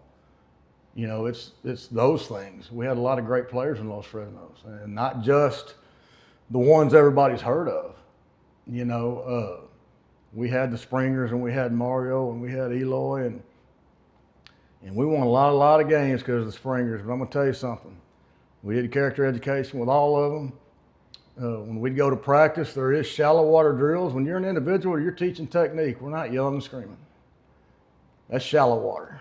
We're getting them ready for deep water, just like learn how to swim. So you teach technique, technique, technique, technique. Then you get into a group or team situation where that's deep water. Then you get after their ass. You know, they got to learn technique until they carry technique into deep water. And I kind of got backtracked on that. Springers were great. Love them.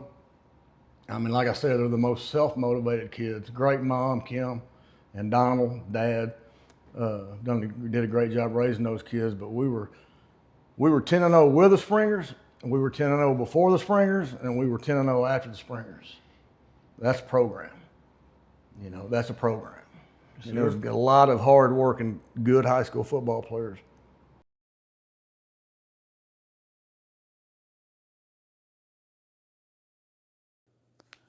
Hey, sports fans and podcast listeners. We know how much passion goes into every game and practice.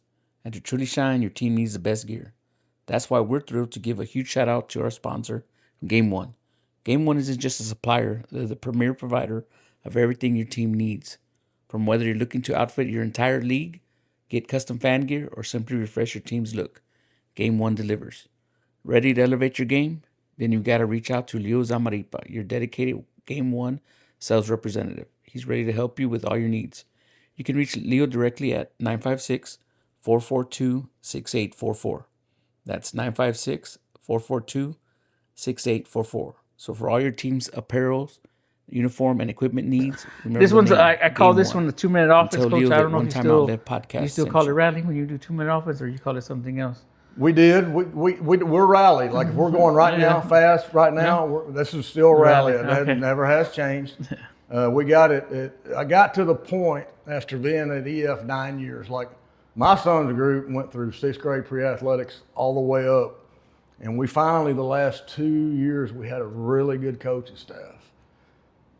Not quite as good as the one we had in Los Fresnos, but good enough where when they went to their individual stuff, I knew it was being done the right way.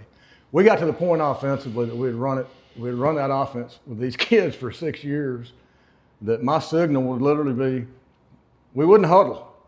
This was just like, I can't remember what we called this, rhythm. Rhythm, stay where you're at. Receivers, stay whatever formation we're in. If I need to signal a formation, I'll do it. But I could call the formation, the protection, and the play just by doing this. And every kid on the field knew what it was. Or this. Doubles 95. They know it's 1-2 ABC up front. Back's got play side backer to edge. Slots cut your split, run through the safety. Outside guy's got the fade. Quarterback chooses one side. He knows he's going to the outside guy just by doing that. Quarterback would just step in and say 99. He hit him hard. You know, when you break a huddle, you're getting excited, catching a cramp. My hamstring, because I hadn't been doing anything. But the quarterback would pass that on. But yeah, it's still rally. If we need to go right now, right fast on the ball. Well, I might change this one. No, I call it 2-minute offense, but I might call it rally. Here we go. Coach, all it is this or that. I'm going to give you two things, and you say which one you prefer. Beach day or camping? Camping. Dogs or cats? Dogs. Cookies or chips? Neither. Early, Chips. I would take chips. Chips. Yeah. Early bird or night owl? Both. You say do No, both? I've got now where I get up at 5:30 every morning. I'm in bed by 10. So I'm an early morning guy now. Even or out front? I prefer, if I was still in it, to see an odd front every time. Now, that gave us fits for about, when people went from the even to the odd, we had to get rid of the zone and get rid of the outside zone. And we started reading the end. We started reading the nose. We started reading that end. We started blocking out on those outside backers and creating problems that way. And if we just want to run at them, we call them base, 5-on-5 up front. Go for it. If we need to, slots cut your split. You got a blitz if they come off the edge. If not, go out there and block, you know. Corner's number one, the next guy's number two. Know who you got, so. Movies or TV shows? I'd tell you a good movie. Good movie, man. Coffee or tea? Coffee. Texas summer or Texas winter? Texas winter. Yeah. Pancakes or waffles? Pancakes. Pizza or pasta? Pizza. Christmas or Thanksgiving? Thanksgiving. Mullet or mohawk? Come on, man. At one point in my life, I had a mohawk, so I guess I'd say, yeah, that. Mohawk. Peanut butter, crunchy or smooth? Crunchy. Chess or checkers? I don't know how to play chess. Checkers. Checkers. George Strait or Alan Jackson? George Strait. Brady or Montana? Brady. Text or call? Call. Onion rings or French fries? Fries. Barbecue or tacos? Tacos. Tacos. And Coach, last one of this one. Do you believe in ghosts? Yes. Yes, all right. Coach, and I appreciate you answering those. It just takes a little bit of a difference. People always ask questions about that. Coach, as you moved on, like as you know, being the head coach in football, but you're being an athletic director. That's again, the athletic director seeing the whole picture, right? That's right, because you got the girls and boys. What do you feel was the hardest thing about being an athletic director? It wasn't difficult at Los Fresnos because we had all good head coaches. It's a big school, and I'm glad you brought that up. We had some of the best female coaches I've ever worked with. Becky Woods, Kim Edquist in a 2-year stretch. We were in an 8-team district. In district, they were combined 2 years, 56-0 together. Think about that. Coach Woods went 14-0, 14-0. Coach Edquist went 14-0, 14-0. That's pretty strong. The hardest thing at the smaller school for me, I would say maybe time management there. But I didn't have to worry about, once we got Jennifer Gant, cross country was taken care of. We had Kim and Becky. I didn't have to worry about, when those seasons started, me having to spend time away from football. And Sean Jones and Marco and that group, I didn't have to worry about it. because they were doing their job. At the small school, it's hard to fill out a staff. You know, since I've been at the small school, I've been the head girls basketball coach. I've been the assistant softball coach. I was the head powerlifting coach. I was the assistant tennis coach under my wife. I was for a semester the vice principal in charge of discipline and the athletic director, because the vice principal or the principal at one school got relieved of his duties. Our VP went over there. Mr. Chapman called me in and said, "You're now the vice principal in charge of discipline." So you got to wear a lot of hats, and you got to be at a lot of different places, and you better be ready. And I didn't coach softball or any of it. First thing I did when I took over girls basketball was went and got a football blocking dummy, and they had to go to the basket and make a layup, and I was hammering them. I wanted to find out who was, you know, and same thing in softball. I'd take them. We'd do tug of war competition, things like that, competition, just to make them compete. And they responded to it. They're athletes, you know, no different than anything. I really enjoyed that. It was time consuming, but at the end of the day, you know, if there's a vacancy and there's nobody to fill it, the kids need to be coached. When you're the head coach of somewhere and you're looking for assistants, what are you looking for in an assistant? Well, I don't want to give just a standard cares about the kids, because you really don't know that unless you've worked with them or you can get a recommendation from somebody that you trust. But I'm looking for somebody that's coming from a winning situation. I'm looking for somebody that's coming from somewhere that wants to move up, that has come from somewhere where they're winning, that has a background, maybe have playing in a great high school program. You know, that's first and foremost. And I'm looking for, number one, especially with young coaches, ask not what I can do for you, ask what you can do for the program. Because as I phased out, the younger coaches, they started to want to know what the advantages for them were going to be. You know, and honestly, you're a young coach or a first-year coach, your job is to come in, eyes and ears open, mouth shut. We meet, you better be writing, taking notes, and you better be ready if I call on you. And you hopefully grow them from there. And then obviously, they got to love it, but you don't know that unless you've known them your whole life, or you get a great recommendation from somebody you trust, or you go through it with them after you hire them. Obviously, you got to know football, but that's not the most important thing. You can learn football. Talk to me about your assistants as when you were a head football coach, and I know athletic. Have any of your coaches gone on to be head coaches? Yeah, Spencer Gant went on to San Benito, and he's now the athletic director of a 5A and a 4A, I think, in Victoria. I went down and visited him not long ago. David Cantu. You know, I asked David when I was getting ready to leave that first time, I said, "Hey, man, do you want me to recommend you?" He said, "Man, I don't want to follow this right now." He went to Rivera as a head coach. He ended up at Memorial, had a lot of success there, and has eventually come back to home. He's the guy for the job. He is the guy to coach Los Fresnos until he don't want to coach anymore. There's not a better human being for that job than David Cantu. Jason Wheeler went on and has started the program at Pioneer, and has circled back now to getting to coach his son at Hidalgo. Yeah, sure. Israel Grassi. I only had Israel, I guess, 2 years total, but, you know, Israel ended up becoming an athletic director and head football coach. And that was a situation where he and I didn't always philosophically agree eye to eye, and that's fine. He's a good football coach. And when he's at Rio Hondo, they beat us too. I was like, there's another ex-assistant coming up, cutting my legs out. But anyway, I laugh. Trying to think. Cody Ross was with me at Elysian Fields only for a year. He was my OC. He's been the head coach at Beckville now, and has had a tremendous record at Beckville at the 2A. If you haven't heard of it, Google it. You can check his record. The most besides David, the most calm guy I've ever run across in my lifetime. Scott Robb was our offensive line coach. Yeah. Went to be a coordinator with David. Ended up going back to Oklahoma, where he's from, and got two head football jobs, positions in Oklahoma. He's now a principal. We stay in touch. I just got a text from him a couple of weeks ago saying, "Man, great memories. Appreciate everything that you did." And I texted him back, "Man, I was a lucky one. I never had to worry about the offensive line when he was that guy." You know, so those are ones that just come right off the top of my head.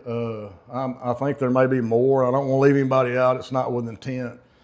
But yeah, and that's not a reflection of me. That's a reflection of our success and their coaching talent and the kids that we coached. and the support of the superintendent and the principal and the 90-minute schedule and the community and the church, and being almost unbeatable at Leo Aguilar.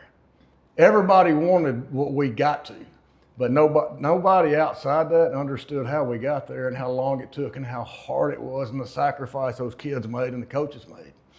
Nobody understood it. And I will say this as a coach too, there are shallow water drills. You got to understand the difference. Once you get into competition, inside, outside, then that's deep water. Once you get into any deep water, you got to coach the game. Don't coach practice. If you're going to ask your kids to practice the game, you can't go out there and coach practice. Yeah. You got to coach the game.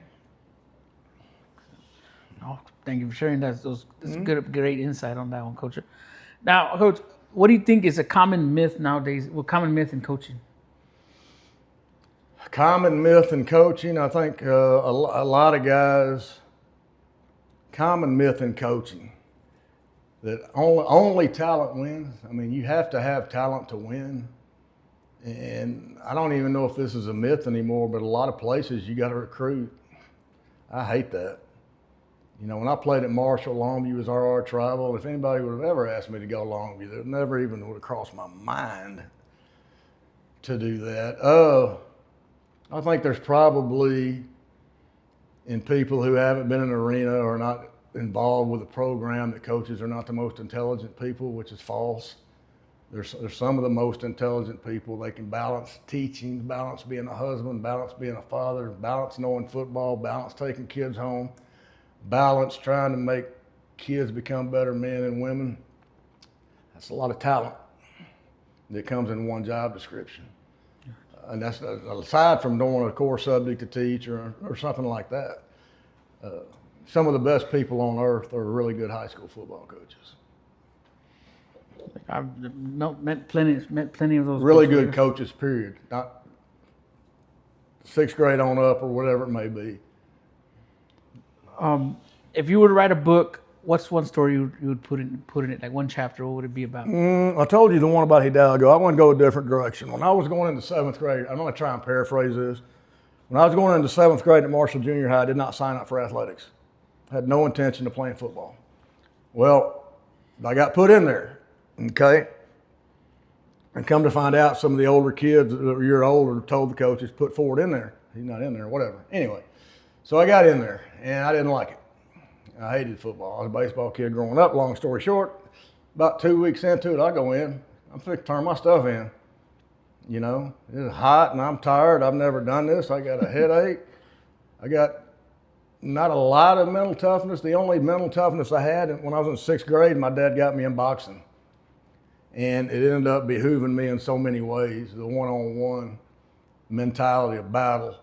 And ironically, I was 12 years old, and where we went to train was Elysian Fields. When I come full circle, when you're 43 and become the athletic director there, that's pretty cool. I'm gonna quit. I go in, and the coordinator there is a guy named Joe Martino. He still films games for Marshall. He's a retired coach. And he says, Ford, you can't quit. I said, huh? He said, you can't quit. If you quit, you fail the class. You can't drop it. Well, my mom's a school teacher. I'm like, well, I can't fail. So I stayed and I played. And I could have quit, but it took that one man. I was a nothing seventh grader. There were so much more talented kids at that age than me. I wasn't. He could have easily said, turn your stuff in, go. But he said, you can't quit. And so I thought I couldn't quit because I wasn't going to come home and tell my mom that I was failing. And then years later, Dennis Parker comes into your life. Somehow you find a love for something you didn't think you were going to find a love for. You get one scholarship offer that you turn down because it's a half, and you end up getting a full, and your parents are off the hook financially because you didn't quit when you were in seventh grade. That would be something I would share. No, that's a great story. That usually that to me is why the junior high coaches, like everybody talks about foundation, and it is the foundation. You coach them when they're youngest and most vulnerable, and don't know that they don't know. They don't know what they like, what they don't like. They don't know how to put their stuff on. It's the toughest job in coaching, and I'm talking about from here to the NFL, is coaching those junior high kids and trying to get them and keep them straight. But that guy, I will always be indebted to him for him doing that. Coach, I usually ask, what would you tell first year coach, and you've elaborated on that. But I'm going to change it up because this is something that I've thought about, because because I've talked to some of the coaches that when I was athletic coordinator, they would get hired, and I said, I mean, I'm not here to get involved or anything, but have you told your significant other about the hours you're going to put in coaching? So what would you tell like a newlywed coach that's coming in and doing varsity basketball, varsity football as assistant? Well, first thing I'm not trying to be funny here. I would say don't get married until you spend at least a year together and go through it together. Okay. Now, if you've known her a lot, I mean, obviously that would be my advice. But a bad coach's wife, not understanding the time commitment or showing up for games and things, it's not good. A great coach's wife makes all the difference. And I had one from we dated for a year and a half or whatever, and she already saw the amount of time just as an assistant. So we grew together in it. And she would always have my interview notebooks ready when we go interview. I always took something with me to show the committee and leave with the committee. Leave your mark. Don't ask every single one of them to remember what you said. Leave a plan. That's the kind of thing she helped with, and just make sure they have empathy for what you're about to both get into. And as a husband, don't bring it home with you. Coaching's a frustrating sport. Every day is not going to go. Don't bring that home, man. When you ask those kids to check their problems when you're coming in the door, when you go out those doors at the end of the day, check your stuff there too. It'll be there to be dealt with. And I think we're pretty good at that. Anything you want to share? I mean, we're about to wrap it up, and I forgot the last question, but I'll edit that. But let me think about I had a question right now. Coach, along the way, back in maybe I saw that you had done some videos of coaching, like how to run a program and stuff. How did that? You ran some CDs back in. How'd that come about? A guy named Stephen Greek. He was the OC at Harlingen the year after we beat him in the playoffs. He asked me to come over and start that, and I was like, okay, I'll do it, and sat down and did that, and he came up with Scott Ford football, and honestly, I signed a bunch of paperwork. I never made a dollar. I don't know how much he may have made or didn't make, and we lost touch, and I didn't care. I had those. I got a set just so if my grandson ever wants to go back and look, if I'm not around, being diabetic and having suffered a stroke 10 years ago, I did that for that reason. But I had somebody reach out that had the capacity to do it, had a studio inside their house, and that's how that came about. All right, Coach, last question, Coach, and I know if you want, this is for anything you want to share, anybody with the viewers or who's going to listen to this, if there's something you want to share, I mean, by all means, go ahead and share whatever you. Well, I think you've done a great job. I've pretty much gotten to get everything off my chest. I don't know if you still want to do some players that I've coached or coached against, or that's the one that we'll get there. Coach, I got so enthralled with it, I forgot my stuff. But we'll get to that. Coach, talk to me about who would you consider your Mount Rushmore of players? I know that usually we give, Mount Rushmore has 4, but 5 at most. If you're willing to share that with us. Okay, I wasn't ready for that when you got here. I'm going to go through just this list of kids that I coached that I could think of. Tommy Harris at Colleen Ellison went to OU and was the 13th pick in the draft for the Chicago Bears and played in the league 10 years. Google him. He's got a great story. His wife died of a stroke. His dad was a preacher. He's an extremely religious and a very good motivational speaker. Paul Thompson was our quarterback at Leander. Went to OU. Actually started at quarterback there. Went to receiver. Then they had to kick the kid off, and he went back to quarterback because he's a selfless kid. And he actually was a starting quarterback when Boise State beat them in the Fiesta Bowl. He went to camp with the Green Bay Packers, and he told me when he watched the backup quarterback throw a 28-yard out route from the right hash to the left sideline, he knew he wasn't going to make it in the NFL. I was like, well, who's the backup? Aaron Rodgers. So Brett Favre was the starter. I said, son, you're in there with some sharks on that deal. Yeah. a kid named Quintus Cumby went to Kentucky from Cleveland. Robert Sanders was a running back at Ellison and went to Kansas. Mario went to Louisville. Eloy went to UTEP. Justin went to Kansas. Jeremy went to UTEP. Jeremy was the MVP of the district in the Valley. Had a kid at EF, Christavian Smith, one of my favorite players I've ever coached, that had accumulated about 8,000 yards of total offense. Ryan Wilkerson was my starting quarterback for the last 3 years of Will's career. He ended his career as the MVP of the district, or ended that season as the MVP of the district, and his career stats, I kid you not, he accounted for, at the end of the day, in those 3 years, 10,000 total yards of offense on the number and exactly 100 touchdowns. He was the probably running, if I had the whole package, it would be him. Nobody's heard of him. He went to Arkansas Tech. After COVID, it was extremely difficult to get kids recruited at the 3A level. Kid was a baller. I mean, he's a player. Logan Hughes, quarterback for me at Legion Fields, was the district MVP. Went to Odessa Permian Basin out in West Texas. Matt Garza went to Trinity Valley. He was the MVP of the district. Jackie Brown played quarterback for me at Ellison. He went to Sam Houston State as a linebacker. Asai Rivera, receiver. Eric Walker, O-lineman, were both captains at Texas Lutheran. In fact, they both played for my high school football coach, Dennis Parker. He was the head coach there. Reese Matthews started 4 years at Trinity, defensive end from Legion Fields, and Matt Mendez was a defensive end at Los Fresnos that went to the Air Force. As far as the Mount Rushmore, I'm going to go with the quarterbacks because there's a lot of candidates on that list, but I'll go with Paul Thompson, and I'm going to come back and explain some of this. Paul Thompson, without him, I don't know if I get the job at Los Fresnos because the video they watched was Paul Thompson. I would go with Jeremy on 2 of the 4. Ryan Wilkerson, quarterback at Legion Fields, and I'd go with Matt Garza, quarterback. They were all MVPs of the district or the region. They all put up phenomenal stats, and they were all great leaders, playing the toughest position in sports, making it look easy.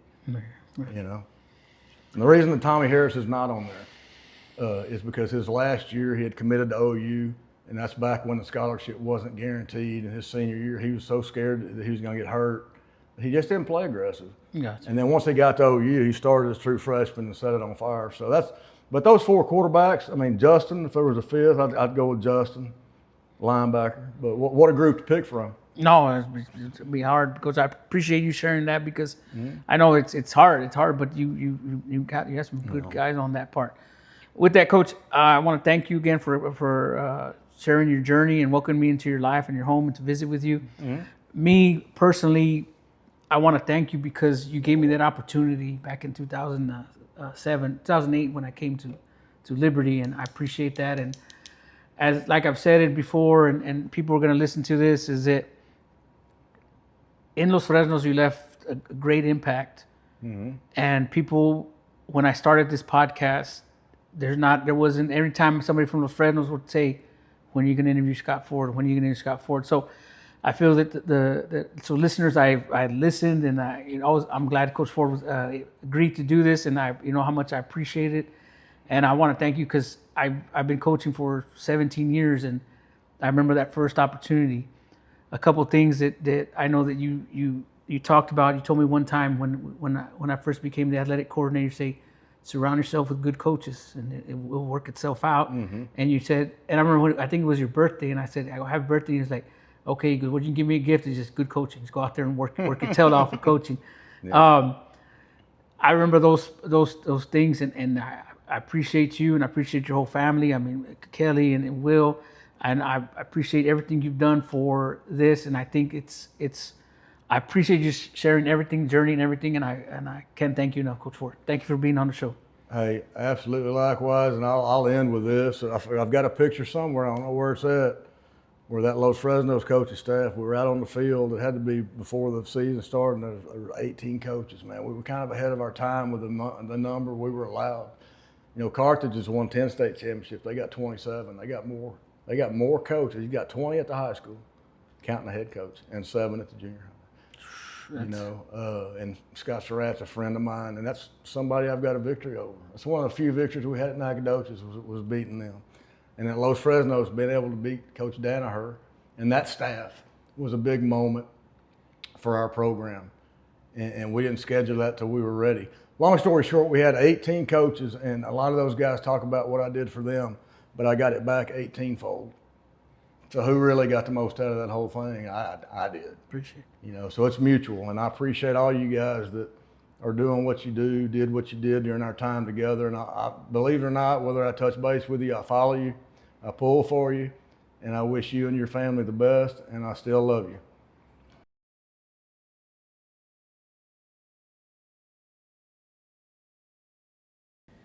What a ride it's been. This concludes season 1 of the One Time Out podcast. We had a lot of great conversations and we're just getting warmed up. We're already lining up some incredible guests for season 2. So get ready for some new coaches and former coaches to join the show. As we look ahead, we also want to give a huge shout out to Rosie Lopez on letting us use Mi Casita and to our sponsor, Game 1 with Dios Maripa. We appreciate their support.